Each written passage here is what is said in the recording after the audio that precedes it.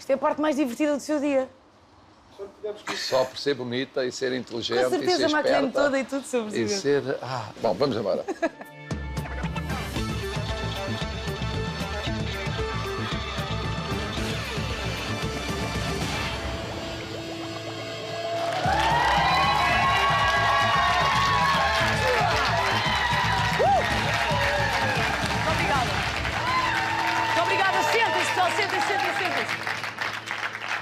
Muito obrigada por terem vindo ao Lá em Casa. É hoje...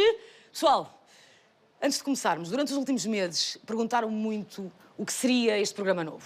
Já? Mena, é o quê? É sobre o quê? Porquê é que ficaste com os restos do cenário do The Voice Kids? Um bocadinho, não é? Um bocadinho. Mas principalmente perguntaram porquê esse nome, Programa Cautelar, não é? Programa Cautelar, parece um programa de economia, né? Com dois carequinhas a discutir a dívida externa. Bom, pessoal, na verdade, foram algumas as razões para esta escolha, mas foi principalmente porque o país pediu. Pediu muito.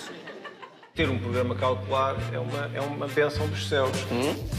É um programa cautelar, o que aliás é inteligente. Um programa cautelar. Um programa cautelar. Programa cautelar. Um programa cautelar. É um programa cautelar o que é preciso. Programa cautelar. Dá razões para todos termos cautela. Se cautelar vier de cautela, encaixa bem. Então não encaixa. Encaixa lindamente, doutor Rio. Encaixa lindamente, encaixa com gingos. Pessoal, programa cautelar vem, de facto, de cautela, mas é mais do que isso, doutor. Programa cautelar, no resumo, é uma espécie de mecanismo que fornece informação, ajuda para que um país não entre em crise económica e social. E, pumbas, escolhemos este nome. Agora, reparem, é esta a grande moral da croma que há uns meses andava nisto. Eu faço sempre...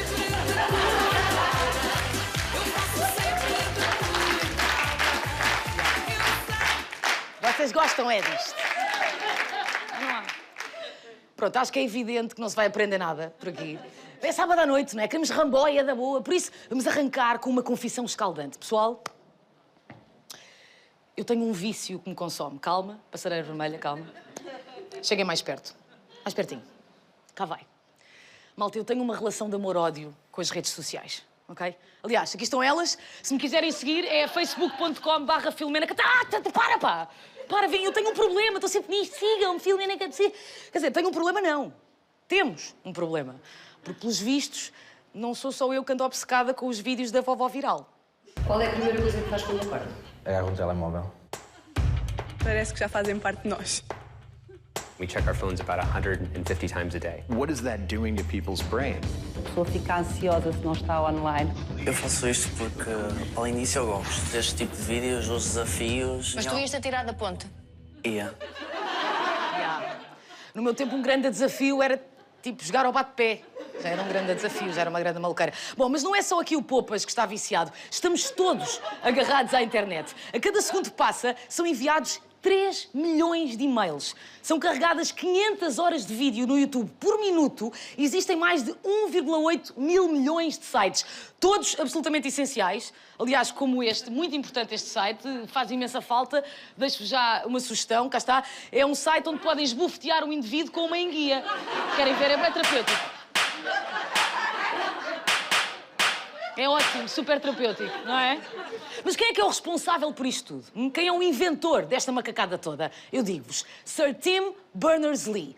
Este senhor, que podia... Na verdade, ele podia, na boa, ser o meu professor de religião moral do 5º ano. Bom, foi ele que criou a World Wide Web e foi ele que disponibilizou o primeiro website da história. Querem ver? Está aqui. Isto é o primeiro website de sempre. Parece pré-histórico, não é? Um site sem um único anúncio, que sonho. Não é? Bom, parece pré-histórico, mas não é. Este site tem 30 anos, pessoal. 30 anos. Portanto, no tempo de vida do Diogo Pissarra... Ei, olha aí, olha aí. Também não é preciso isto. Ora... No tempo de vida do Diogo Pissarra, passámos de um site para grande parte da nossa vida ser totalmente feita através da internet e das redes sociais. Tirem lá o Pissarra. Facebook, Instagram e YouTube são algumas das maiores plataformas de comunicação da história. E sim, meus amigos, sim. Apesar das peças conceptuais da Rita Pereira...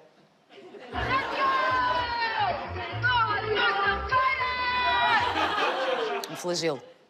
Apesar disto, as redes sociais têm o poder de pôr em curso movimentos globais e verdadeiras revoluções que começam no teu smartphone e que mudam o mundo. O Facebook, por exemplo, foi o melhor amigo da liberdade e dos revolucionários até na convocação da Primavera Árabe. Mas, pessoal, estão a ouvir isto?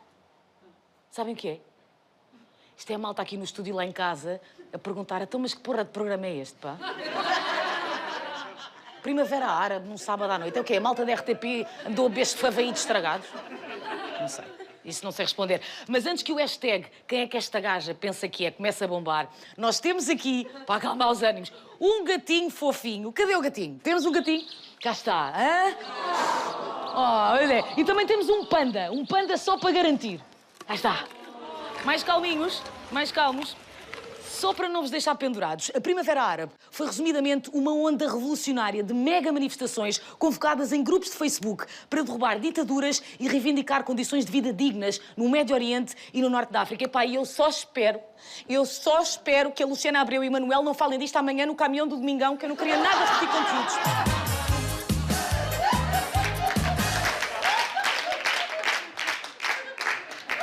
É possível. E Manuel, a Primavera Árabe... Mas porquê é que eu vos estou a chatear com isto? Porque apesar da Primavera Árabe não ter tido os resultados esperados, mostrou-nos mais uma vez o poder colossal da internet. E quando finalmente percebemos que poderia ser uma ferramenta incrível para quem sabe tornar o mundo um bocadinho melhor, por esta altura, não só descobrimos o Guedes...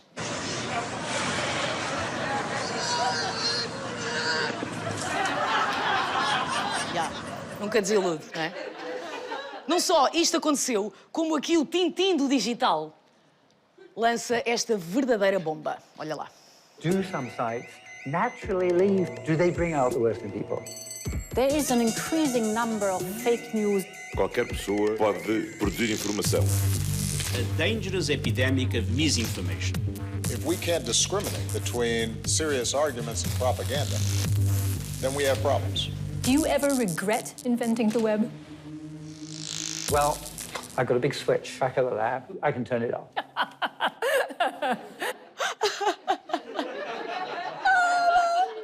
Ele pode desligar esta porra toda quando quiser. Hilariante, não é? Portanto, dizem os senhores que o maior desafio deste século é a desinformação. Até já lhe chamam infodemia. Já tem este nome? Infodemia. Então, pá, sou maluco, só que nós não temos bolinha, pá. Tirem lá isto. A cena é... Estamos na era da mentira e das teorias da conspiração. A Organização Mundial de Saúde classificou a desinformação sobre as vacinas como uma das maiores ameaças à saúde pública mundial. E segundo a Comissão Europeia, em 2020, todos os dias eram publicados mais de 2.700 artigos com informação falsa sobre a pandemia. Tipo o quê? Tipo, o vírus não existe? Tipo, a hidroxicloroquina cura a Covid-19? Ou beber lexívia ou água morda com medronho mata o bicho. Muita gente apanhou grandes bedeiras, grandes fardas mesmo, mas o polígrafo da SIC classificou estas notícias como... Mentira! Mas também... Calma, então. O que vale é que também ninguém acreditou nisto. Realmente, pá, não. Claro que não. Isso seria muito pateta. Deus me perdoe, eu não acredito nesta cena de Covid. O vírus não é assim tão perigoso. Não se contém com uma máscara. That mask is killing people.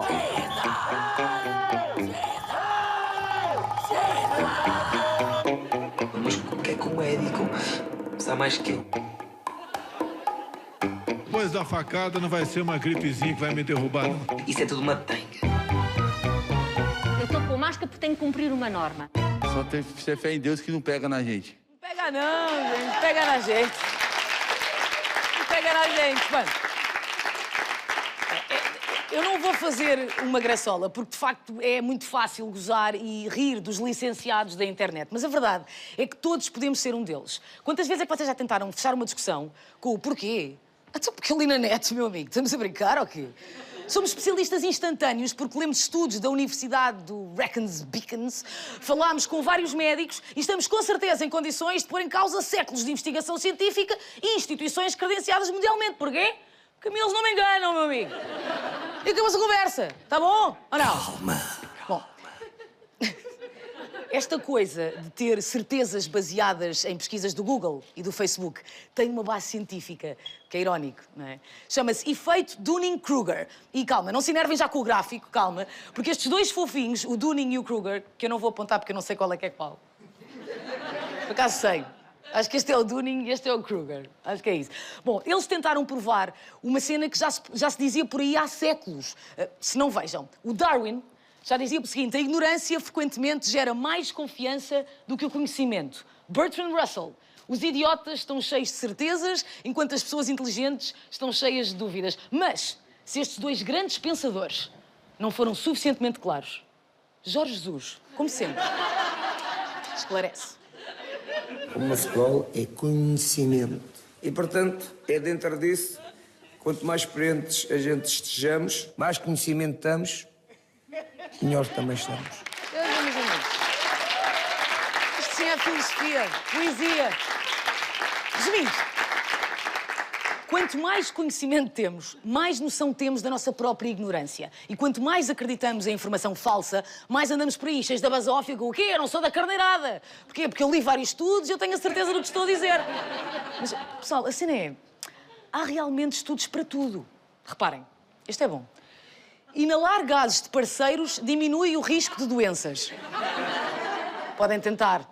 Acho que só vão arranjar um divórcio, mas... Quer dizer, há malta curte, eu não estou nada contra, tipo, estar ali... Há outro, dormir pouco diminui o tamanho dos testículos dos jovens. Pessoal, não precisam de ir a correr para a cama, que ainda é cedo. E os vossos testículos são a salvo, pessoal, na verdade.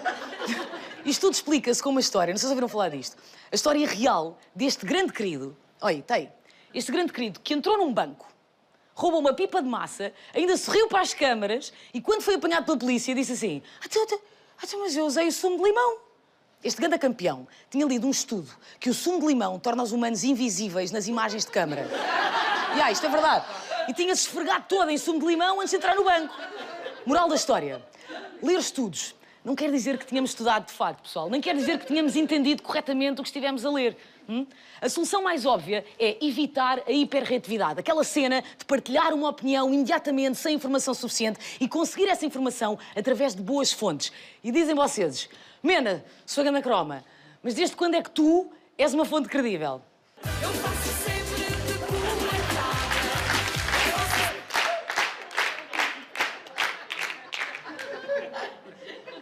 Bem visto, realmente. Eu tenho a mesma credibilidade dos mamilos do Ruben Rua, não é? Mas tudo o que vão ouvir neste programa passa pelo escrutínio e pela pesquisa de uma equipa de jornalistas e guionistas que investigam e comprovam tudo o que aqui é dito. Porquê? Porque saber o que é verdade ou mentira é o maior desafio do nosso tempo. Mas, epá, será que é mesmo? Então e a emergência climática, não é? A desigualdade social, a crise que aí vem por causa do Covid. Bom, tal como a Macarena contagia toda a malta nos casamentos e desata tudo a abanar o pandeiro, a desinformação online contamina todos estes temas. Age numa velocidade e numa escala sem precedentes na história e põe à prova a própria noção de verdade. A cena é: para que combater a crise climática se ela não existe? Não é? Medidas contra o racismo e a xenofobia. Não há de ser em Portugal, homem!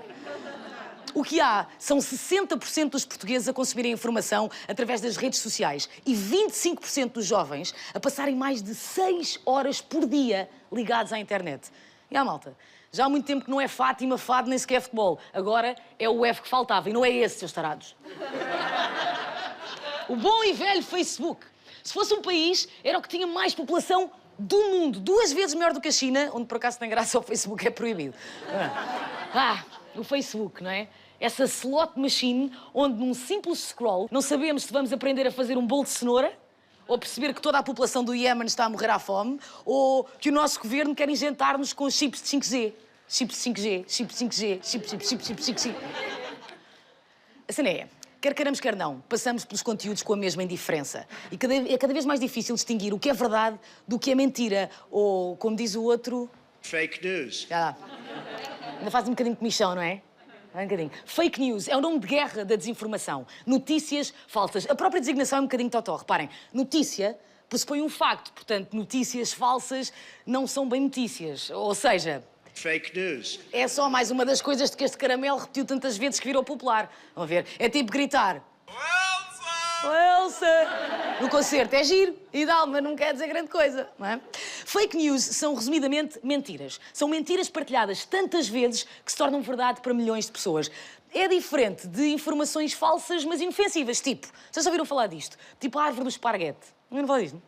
Isto foi uma brincadeira do Dia das Mentiras da BBC que mostrava que o esparguete vinha de uma árvore. Mas houve. Muita gente acreditou nisto. Vá, é inofensivo, não é? O pior que podia acontecer era a malta estar a espetar esparguete cru no jardim e regar feitos maluquinhos à espera que aquilo crescesse, não é? Mas outro exemplo para ser mais fácil. Aquela citação do Fernando Pessoa, sabem? Oi? Espera aí. Pedras no caminho, guardas todas e um dia... Não é Pessoa, pessoal, é Jajão. Não é. Não é mesmo. O famoso atributo de Nelson Évora é um choque, eu sei.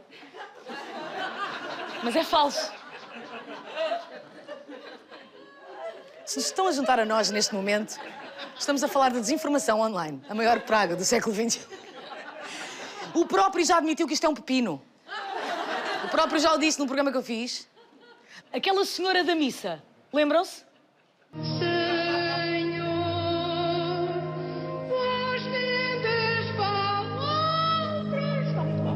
Estava de facto muito alto, pessoal. Estava de facto muito alto. Agora, isto não é desinformação. Existem notícias falsas que, não matam ninguém, não é? Quer dizer, mais ou menos. A Cher já morreu aí umas 20 vezes. O Bob Dylan, o Paul McCartney, a Celine Dion já morreu muito. O Sozinho em Casa é um morto que sai muito bem, também. O Pequeno Saúl, também, já saiu muitas notícias. Oh, Marito, tu risco nem um pero. Ai, é.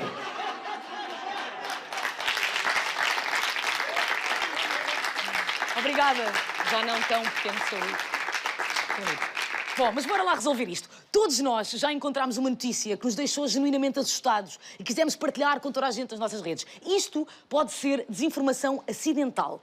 A que cria estes conteúdos é a desinformação intencional. E os principais alvos estão mais que comprovados, pessoal. Minorias, imigrantes e elites políticas. E os seus acessórios de moda. Não sei se lembram disto, mas um dos casos mais famosos da desinformação em Portugal foi o do relógio da Catarina Martins. Lembram-se disto? Não? Então, um indivíduo criou esta montagem, publicou-a nas redes sociais, vários sites começaram a partilhar como se fosse uma notícia verdadeira, apesar do próprio ter dito que era falsa. Mas aí o caos já estava instalado. Aliás, o autor disse que a intenção era mostrar às pessoas que acreditam em boatos que é fácil enganá-las. E que ficou muito contente porque provou que a desinformação é, de facto, uma ameaça à democracia. Na verdade, é um justiceiro. Mas, portanto, porquê é que isto aconteceu assim? Vocês aguentam só mais uma estatística? Então... As notícias falsas têm 70% maior probabilidade de serem partilhadas do que as verdadeiras. E a desinformação está a funcionar em Portugal há anos, pessoal. Aliás, segundo a investigação de Paulo Pena, o primeiro jornalista português a desvendar esquemas de desinformação, neste momento, há mais de 2 milhões de portugueses que recebem notícias falsas todos os dias, de mais de 40 sites de desinformação nacionais. Grande parte deles o que fazem é tentam imitar os órgãos de comunicação social no nome e na estética do site. Estão a ver, tipo... É a mesma coisa que vocês irem a uma banca comprar um jornal e de repente é isto que está. Parece que é público, mas não é. Parece que é o Correio da Manhã, mas não é bem. Estão a ver? Quando vocês estão a ver nas redes, parece isto. Outros não tentam imitar nada, são só mega totós, tipo muitalouco.pt ou isto sim são notícias.pt, estão a ver? Às vezes o que têm de fazer é, basta irem ao site e ler a ficha técnica para perceber que não são de facto sites noticiosos. Outras vezes o engodo está um bocadinho mais refinado. Por isso, hoje temos connosco o próprio Paulo Pena, claramente em direto, num local que é uma bonita metáfora ao estado do jornalismo de investigação em Portugal. Ele está hoje connosco. Paulo... Boa noite, Filomena. É um prazer estar aqui. Boa noite, o prazer é todo meu, Paulo. Paulo, existe algum site de desinformação a funcionar em Portugal? É esta a questão. Existem vários. Na minha pesquisa eu consegui identificar cerca de 50 e são sites muito diversos. Uns tentam ganhar dinheiro com publicidade, outros tentam apenas fazer manipulação do debate político com mentiras sobre atores políticos concretos. Ok, mas existe algum site em Portugal que funcione sem pessoas com carteira de jornalista? Existem e alguns foram legalizados pela ERC, o que me parece ser um retrocesso em todo este debate, porque a grande salvaguarda que nós, cidadãos, temos para combater a desinformação é a possibilidade de nós podermos acionar juridicamente aquilo que é ofensivo ou que comete um crime. E nós podemos fazer isso com a comunicação social tradicional que está legalizada, não podemos fazer isso com sites que estão no Canadá ou na Malásia a fazer desinformação em Portugal. Portanto, o que estás a dizer é que há sites de desinformação legalizados pela entidade reguladora da comunicação social. Bom, mas então diga-me um site português e quanto fez em publicidade, em concreto? O site que eu estudei que ganhava mais dinheiro com publicidade em Portugal era um site chamado Vamos Lá Portugal e era um exemplo muito engraçado, porque era um site feito no Canadá por uma empresa de marketing canadiana que nem queria responder, não aceitou responder a nenhuma das perguntas que fiz sobre isso, mas que fazia desinformação em português para ganhar dinheiro e, pelas minhas contas, esse site ganhava cerca de 10.000 euros mensais de publicidade. E este é o maior site em Portugal? Era um dos maiores nessa altura, havia outros que não se dedicavam apenas a tentar lucrar com a publicidade. Então. Havia também sites que tentavam lucrar com a manipulação política, com o discurso de ódio, com o racismo, etc. Ok, então há algum exemplo de site em Portugal que comprovadamente tenha feito isto, tenha polarizado a sociedade propositadamente? Havia um exemplo que foi o primeiro que eu estudei de um site chamado Direita Política que tentava trazer todo aquele discurso da alt-right americana, de Steve Bannon, do Breitbart para Portugal. Esse site, que se dizia, enfim, alternativo, tentava sempre e fazia sempre mentiras concretas sobre dirigentes políticos, sobre situações com refugiados, etc., para tentar polarizar o nosso discurso político e tentar introduzir nele o que não havia na altura, agora já, que era uma direita deste tipo que estava em ascensão nessa altura em todo o mundo, nos Estados Unidos, no Brasil, na Europa. Ok. Paulo, só uma pergunta. Já te ameaçaram por denunciares este tipo de coisas? Eu já fui ameaçado e há com certeza muitas fake news de provenientes destes sites sobre mim, sobre os meios de comunicação social onde trabalhei. O problema não é, contudo, a ameaça concreta a um jornalista. O problema aqui é a ameaça que nós temos como sociedade e como comunidade com a desinformação. A desinformação é aquilo que tenta levar-nos a não tomar as boas decisões que qualquer um de nós pode escolher qual é a decisão que quer tomar e qual é a opção política que quer ter. Tudo isso faz parte da nossa liberdade. Com a desinformação, a nossa liberdade é cerceada e muito limitada porque estamos a falar de mentiras. E é esse o grande problema e é essa a grande ameaça. Está certo. Obrigada, Paulo. Boa noite e bom almoço para ti. Obrigado. Pessoal, só antes de continuar, aproveitando o que o Paulo disse, deixem-me só poupar trabalho à malta que espalha mentiras. Deixo já aqui algumas notícias que podem surgir sobre mim nos próximos tempos. Podem escolher, na boa, gosto de todas. A minha preferida é esta. Bronca na RTP, Mena apanhada com Fernando Mendes dentro da montra final, Lenca devastada. Podem usar, na boa. Bom, mas se ainda estão com os 10.000 euros mensais na cabeça, e pessoal, são 120.000 mocas por ano para escrever disparates na internet, mas se ainda estão a pensar nisto, fazem bem, porque este é um dos grandes objetivos da desinformação. O guito, o pilim, o graveto. Gostam de dizer? É o graveto. As fake news são um negócio, malta. Como? O dono do Facebook responde. How do you sustain a business model in which users don't pay for your service? Senator, we run ads. Cá está. Mark Zuckerberg, o único homem do mundo que não tem um ar cool a mandar uma surfada, admite que o Facebook e, na verdade, também o YouTube e o Twitter são empresas de anúncios, ok? É basicamente isto, eu explico. Então, tal como as galas do Big Brother, a internet é um monopólio bipartido, por isso é que eles estão aqui os dois. De um lado, a Google e o YouTube, do outro, o grupo do Facebook, uma espécie de geringonça que também tem o WhatsApp e o Instagram. Estas empresas lucram com tudo o que nós partilhamos. Em 2020, só em publicidade, encaixaram juntas cerca de 230 mil milhões de euros. Pessoal, 230 mil milhões de euros dá para contratar 7.419 Cristianos Ronaldos. Não sei se estão a ver. Dá quase para comprar um T1 em Lisboa. Quase, fica ali. Bom, mas parte desse dinheiro é distribuído pelos sites de acordo com o número de visitas. Ou seja, sempre que tu estás a entrar num site, estás a dar dinheiro a esse site e a gerar dados sobre ti que as empresas usam para te bombardear com anúncios que te façam reagir ou comprar. Daí o bonito e antigo provérbio: diz-me onde clicaste às 3 da manhã, dir-te-ei que anúncios vão perseguir-te para sempre. Isto é mesmo assim. Pessoal, vale tudo por um gosto. Bem-vindos à nova economia da atenção. Nós não somos o cliente, nós somos o produto. O teu clique, qualquer clique, partilha ou comentário vale dinheiro e sustenta os sites a que dás a tua atenção. Malta, se o jornalismo viver só de cliques, como está a começar a acontecer, nós arriscamos, por exemplo, a ter o Público e o Expresso a substituir aquelas investigações que denunciam esquemas de corrupção, que depois prescrevem em tribunal, não é? Por capas dedicadas, tipo aos novos namorados das manas de patrocínio. Estão a ver? E não fica... É diferente. Enfim. Então... Que susto. Filomena, posso interromper? Sandra Felgueiras. Sim, claro que podes. Diz. Mena, eu só passei aqui para te fazer uma pergunta. Onde é que tu estavas no dia 3 de outubro de 2003? No dia 3 de outubro? Provavelmente a mamar na boca do lixo parteiro, nos morangos com açúcar. Mas porquê? Era mesmo só para confirmar. Ok. Não é? Obrigada, Sandra. Ok, pessoal, então, a desinformação... Isto é um bocado estranho, ela ainda está aqui, não está? Oh, Sandra, é Sandra... Sandra, não sei, já que aqui estás, queres pegar? Às tantas, é melhor.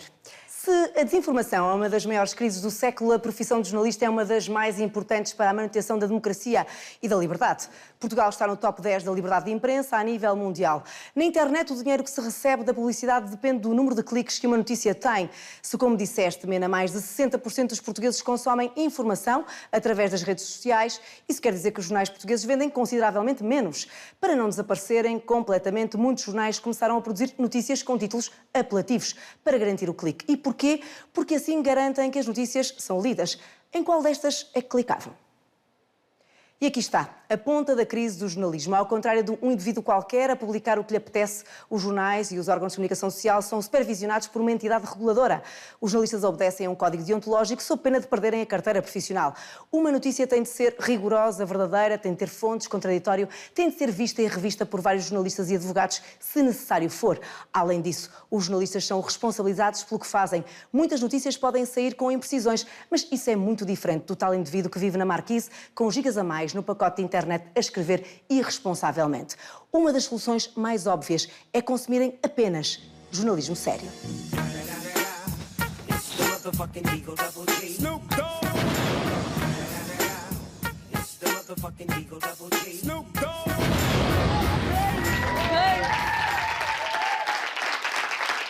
Não sei se perceberam, mas isto não foi mic drop.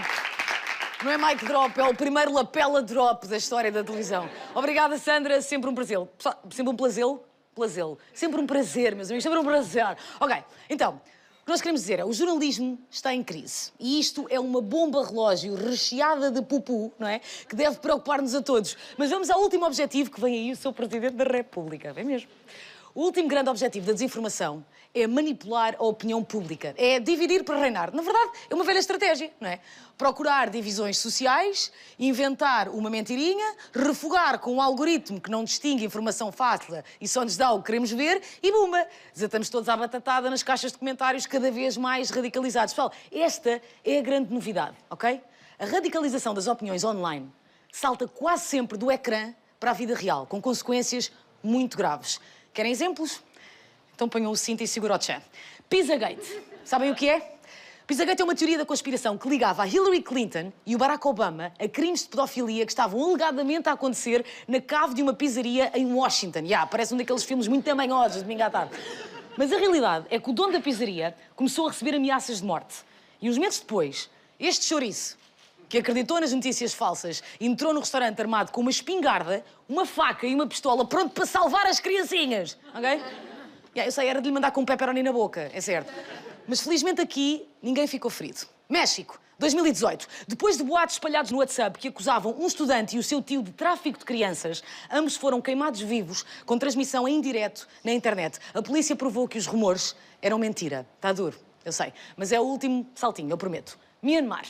Por lá, o Facebook é tão importante que grande parte da população acha que o Facebook é a própria internet. Centenas de pessoas e perfis falsos espalharam mentiras sobre a minoria muçulmana Rohingya e a ameaça do Islão sobre o país. Resultado?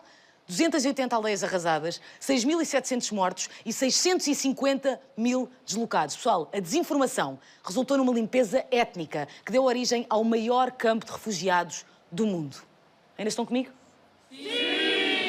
Ótimo, porque foi preciso a invasão ao Capitólio para se começar a discutir o problema da desinformação com alguma seriedade. Em janeiro, o mundo parou. Apoiantes do Piaçaba mais famoso de sempre... E fãs da teoria da conspiração QAnon, esta teoria é basicamente uma espécie de seita de gurus da desinformação que já tem adeptos em Portugal. Eles invadiram o Capitólio. Estas pessoas estavam e estão convictas de que a última eleição presidencial americana foi roubada, influenciadas por notícias falsas e acusações infundadas. A invasão do Capitólio fez 5 vítimas mortais. Foi preciso mais uma tragédia para o Facebook e o YouTube se comprometerem finalmente a eliminar todos os conteúdos relacionados com o grupo QAnon. Reparem, o Twitter já apagou mais de 70 mil contas associadas a este movimento. Aliás, quando a conta do Trump foi cancelada, foi comprovado que a desinformação caiu 73% nos Estados Unidos. Eu sei o que é que vocês estão a pensar. Um monte de coisas, não é? Mas além dessas, o Trump tinha conta no TikTok. Não tinha. É mentira, ok? Não tinha, mas tinha um daqueles desafios parolos do TikTok, tipo da dança. Olha lá.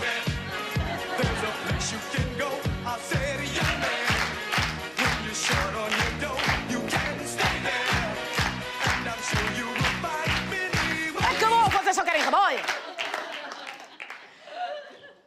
Os Estados Unidos têm sempre exemplos escabrosos para tudo, não é? Reparem, eles fritam bolinhas de manteiga e comem. E gostam.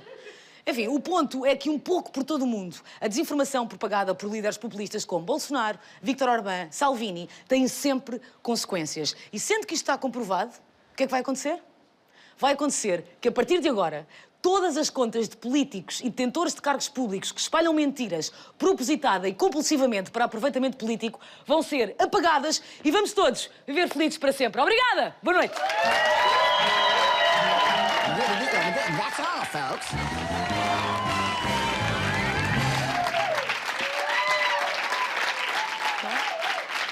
Não? Ah, não. Afinal, não vai acontecer isso. Ainda não. Mas a pergunta é, mas quem é esta malta, Caneco, não é? Quem é que espalha o caos nas redes sociais? Então, assim, a pé juntos, nós ajudamos a responder. Agências de comunicações obscuras, bots e trolls. E dizem vocês muito bem, bó, estou cheio de te ouvir. Diz lá o que é bots. Pessoal, para já não falem assim com as vossas avós, que elas são melhor cá no mundo. São mesmo. E depois, os bots são o diminutivo carinhoso de robô, ok? São programas de computador que criam contas falsas e que parecem mesmo centenas de pessoas verdadeiras a dar a sua opinião. Basicamente é aquela máxima. Uma mentira repetida muitas vezes pode tornar-se verdade. Em muitos países, o uso de bots é proibido. Em Portugal, ainda não. Está quase. E o que é que se faz aos bots? É ignorá-los e denunciá-los. E trolls, tia Mena? Diz lá o que é trolls? Pessoal, trolls não são estes trolls. Não. Também não são esses trolls. Também não. A definição científica de troll é alguém que gosta de molho e pancadaria da boa nas secções de comentários. Sabem? Quais são? Conhecem? Curtem ofender, curtem escrever com letra maiúscula, adoram pontos de exclamação, mas não apreciam muito a língua portuguesa, isso é que já não. E lá os trolls mais suavezinhos, tipo isto. E depois também há o troll besta quadrada, não é? Ambas as estirpes alimentam-se de respostas. Por isso, quando virem um troll que vos dá a volta ao estômago, não respondam e escolham uma destas. Podem respirar fundo e ignorar, porque, pessoal, o que parece uma multidão indignada nas redes sociais pode mesmo ser só um grupo de gatos pingados que, tipo, namoram com os pósteres da Kelly Bailey. Não são um país inteiro, não são mesmo. No caso da ameaça, podem reportar à polícia ou a uma ONG como apoio à vítima. Sim, muitas vezes é consequente. E, além disto, a Comissão Europeia quer tornar o discurso de ódio online num crime. Finalmente, se nada disto funcionar, podem escrever um livro sobre o assunto. Também é muito terapêutico, eu sei. Espera aí, isto pode aparecer na RTP? Eu posso dizer p***. Mas pode estar escrito, mas eu não posso dizer p***. Eu posso dizer p***.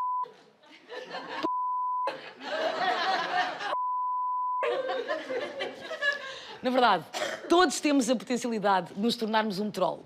Por isso, quando eles nos dão ódio, nós respondemos com amor.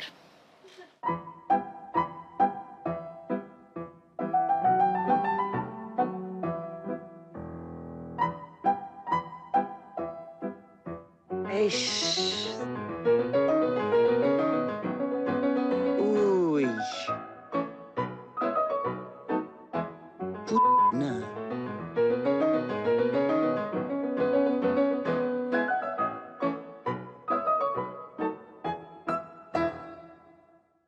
desculpe!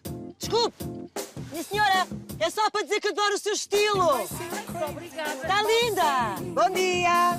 Quanto charme, hein? Bom dia! Estão lindas as duas! Muita força para o dia de hoje. Às vezes não é fácil, mas conseguimos sempre. Você consegue! Muita força! Adorei ver-vos atravessar. Lindas! Que adoro a cor do seu casaco! Ganda vibe! Ganda vibe! É isso! Bom trabalho, hein? Bora!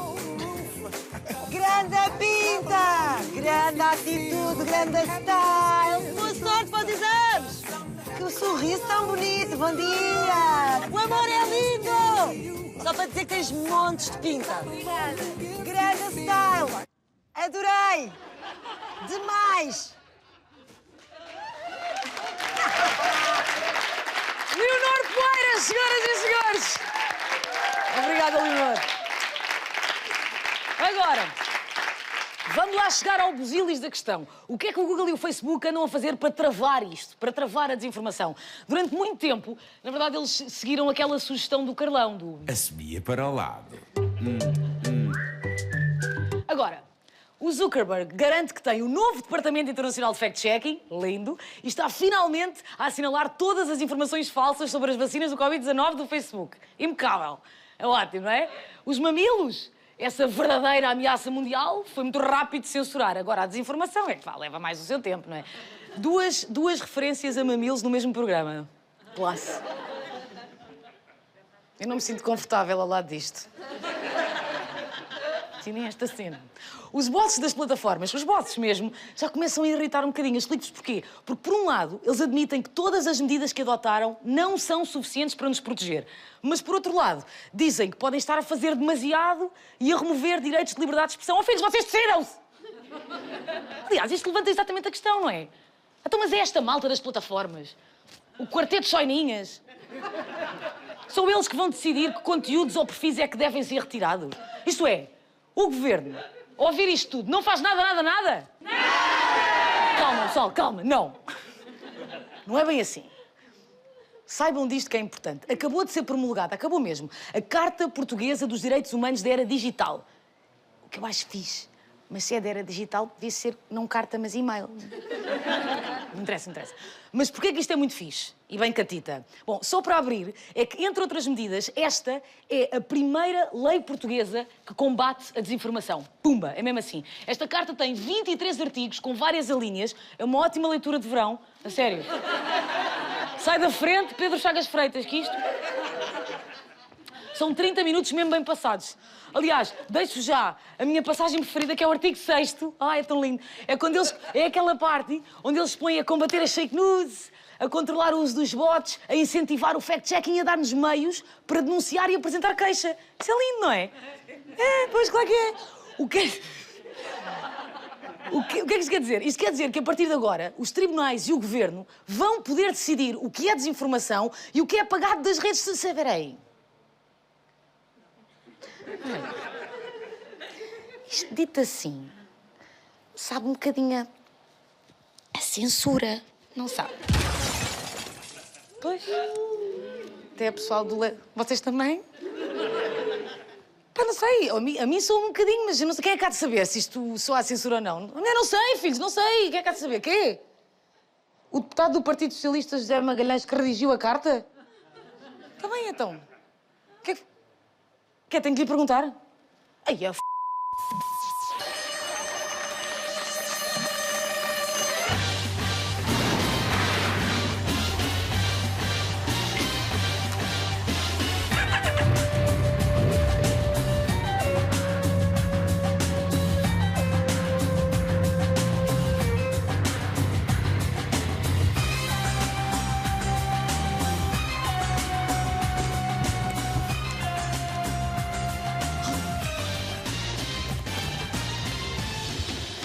Deputado, ainda bem que o encontro.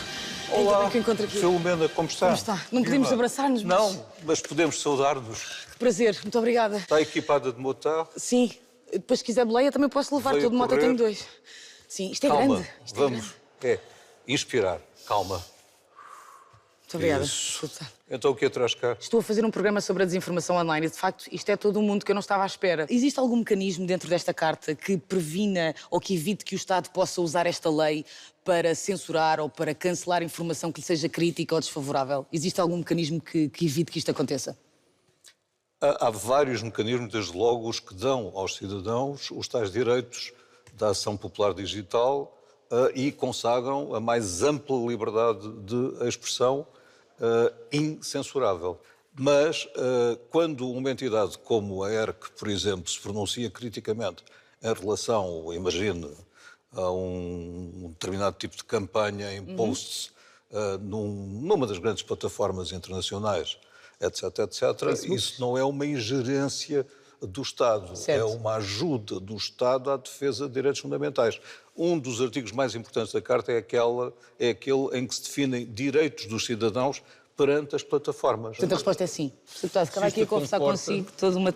Já estou confortada. Ficava aqui a conversar consigo o resto da noite. Mas tenho um programa para acabar. Eu conto-lhe várias histórias, não se preocupe. Está combinado? Olha, estou mesmo de moto, não preciso de boleia para lado nenhum. Muito obrigado. Está?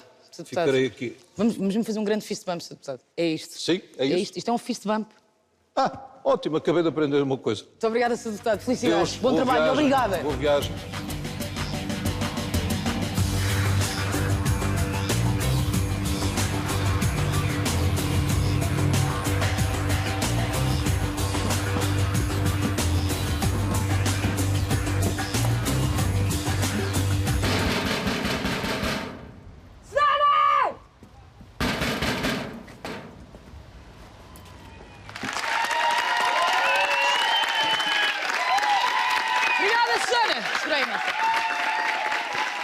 Pessoal, só voltei para resumir. Portanto, as plataformas, coitaditas, não conseguem distinguir a informação falsa. A legislação ainda agora está a sair, portanto é devagarinho. O jornalismo está em crise.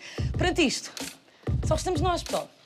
Portanto, há 2 ou 3 regras que todos podemos cumprir para travar a desinformação. Mas não sou eu que as vou dizer. Senhoras e senhores, Carlão!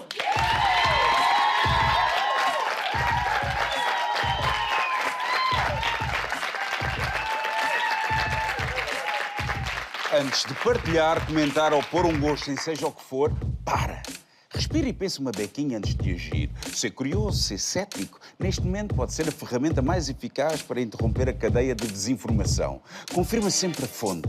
Confirma a data. Desconfia quando nunca ouviste falar do site ou da pessoa que publicou uma determinada notícia ou vídeo. Verifica se algum jornal deu a notícia que leste na net da mesma maneira. Experimenta um hábito diferente. Compra ou assina um jornal online. É sexy, sexy, sexy. E mantém-te bem informado. Apoia a literacia digital na tua escola, no teu espaço de trabalho. Nunca leias só o título. Não cliques no clickbait.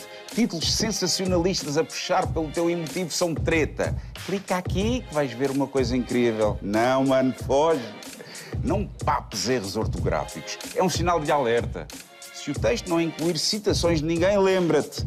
Não há notícias sem fontes. Se as fotografias e os vídeos te parecem montagem, é porque normalmente o são. Se não tens a certeza, experimenta arrastar a imagem para o Google ou para outro motor de busca e descobre a origem da foto. Não comentes, não respondas aos bots. Se foste enganado ou encontraste um site mentiroso, denuncia-o. Se ninguém o faz por ti, faz tu por todos. Tu por todos.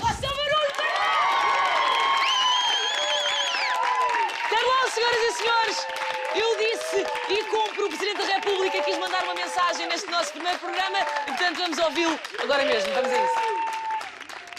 Boa noite, Filomena. Muitos parabéns pelo novo programa. Confesso que me rio muito mais com a Cristina, mas, enfim, são gostos. Eu não sou o verdadeiro Presidente. Filomena, muita cautela, que há aí muita gente a fazer-se passar por mim. Temos de tirar uma selfie um dia destes. Beijinhos. Boa noite, Sr. Presidente. Claramente, boa noite. Sr. Presidente, aquilo que acabámos de ver chama-se Deep Fake News. Em português, são notícias profundamente falsas. Já são feitas um pouco por todo o mundo. Esta foi feita no Instituto Superior Técnico. Mas a verdade é que isto é a epítome da desinformação. Isto engana um bocadinho. At least not in a public address. But someone else would. Someone like Jordan Peele. Na verdade, é um ator que está a fazer a cara de Barack Obama e isto também não é a Rainha Isabel. Of whether what we see and hear is always as it seems. E ela própria questiona que tudo o que vemos e ouvimos nem sempre é verdade. And all at Channel 4. I trust you will have the very merriest of Merry Christmases. É muito impressionante o que já é feito. Temos só mais um exemplo que parece, mas isto não é do Tom Cruise, não é mesmo. Isto é uma montagem feita a computador, que para mim é das mais bem conseguidas. Mas, de facto, a tecnologia já está a avançar a níveis assustadores, Sr. Presidente. Isto já é feito em Portugal, como acabámos de ver. O que lhe ia perguntar era, vários líderes pelo mundo já consideram a desinformação uma das maiores epidemias deste século. Acha que a desinformação online, principalmente, deve ou não ser uma preocupação real para o nosso país? Ora bom, vamos lá ver. A desinformação é um problema de sempre. Verdade. Na política, na economia, na sociedade, na vida das pessoas, da família. Chama-se a mentira. Ou a meia mentira, a meia verdade, ou a semi-verdade, a semi-mentira. E nós temos campanhas, já mesmo na política, muito antigas, do século passado, do começo do século passado, algumas do século XIX.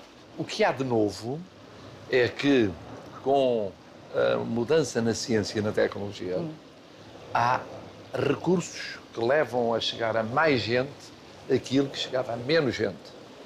E permitem truncagens, vídeos, mensagens, formas noticiosas com imagem, ou multimédia, que não havia naquela altura. Em Portugal, acha que as redes sociais, as notícias falsas, podem definir uma eleição?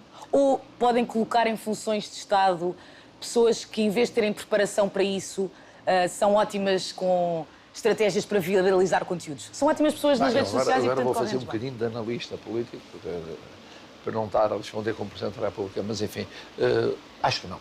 Acha que não? Acho que não. Acho que, ainda bem, Sr. Presidente, com a dimensão que têm as redes sociais em Portugal, que alívio. Não há condições, não houve até agora condições, e não vejo que haja condições para, a partir das redes sociais, ou a partir de mecanismos mais diversos, com verdade, ou com meia-verdade, ou com semi-verdade, fazer campanhas que conduzam a eleições ou que condicionem a subida ou a descida do poder. Que alívio ouvi-lo. Alguma vez se confrontou com uma notícia falsa sobre Muitas vezes, pois Muitas. Quantas vezes? Muitas vezes. E não é por mal, às vezes é incompreensões, quer dizer, abro jornais e com muita paciência telefono a dizer, olha, que não é assim. Exato. Eu era para ter ido e não fui. Exato. Muitas vezes foi cancelado. Isto era para ter existido, não existiu.